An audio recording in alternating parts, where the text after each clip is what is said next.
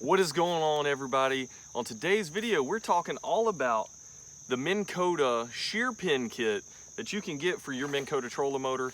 This kit is great because if you break your shear pin off like I did, I had no way of getting back to the boat ramp besides paddling this boat back. If I would have had a kit, I could have replaced that shear pin and I could have been back on the water using the trolling motor right away. Also, this kit is awesome if you were to get any kind of debris wrapped in this prop, such as fishing line. I've had that happen to me and it sucks. I've also had to paddle back because of that. I had no way to get this prop off. So this kit, we'll talk about it and I'm gonna show you why it's an awesome investment, and it's really cheap. It's like $7 and it's a great investment to get you back on the water without having to paddle your boat back or possibly get stranded.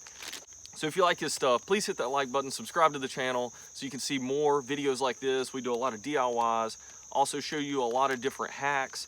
We do a lot of fishing videos off the Dolphin here. And if you like this type of stuff, please stick around, join the channel, turn on that notification bell, and let's get going with this video. All right, so this Minn Kota shear pin kit is great because it comes with a wing nut. And I have one installed here on the motor itself, but I'll show you. It's just a little plastic wing nut, but that right there is gonna allow you to either loosen this up by hand or just take your fishing pliers and loosen this up, and you're good to go. You can change out that shear pin.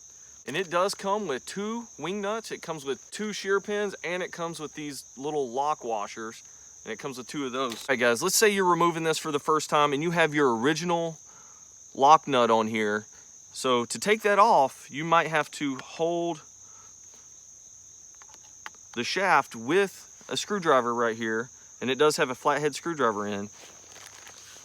And if your lock nut isn't over tightened, you'll be able to take just a regular wrench or this crescent wrench and actually loosen that lock nut up. And then you can take it off, take the washer off, set it aside. You don't need either one of those anymore. And then you'll be provided this nylon wing nut right here. All right, so you have the nylon wing nut. That is gonna be your new lock nut, so to speak. And you'll also have this little lock washer.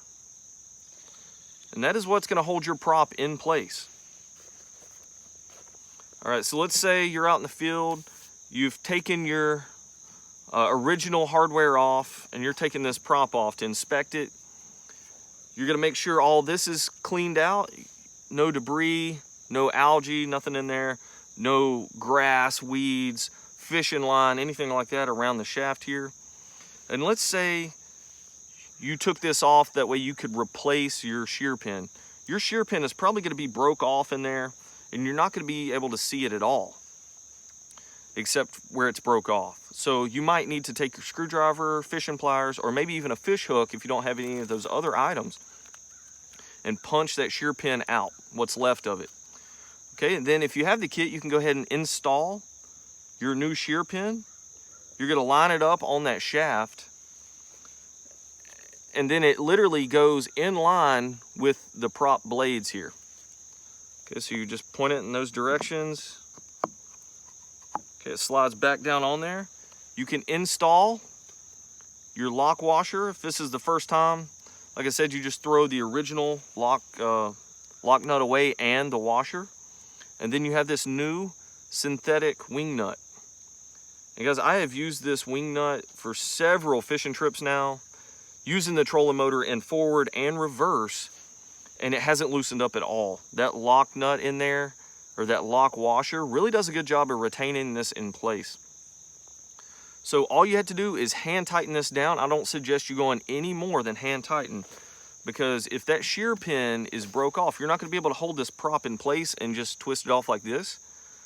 There is not gonna be a connection in there because that shear pin is broke. So you're gonna have to hold it in place with a screwdriver and then loosen it up. Okay, so if that is too tight, more than hand tight, you're not gonna be able to get that off in the field, and you're still gonna be stranded. All right, so once again, some of the tools you might wanna take out with you is either the wrench that actually fits it, or I use just this crescent wrench just in case I need to work on anything else.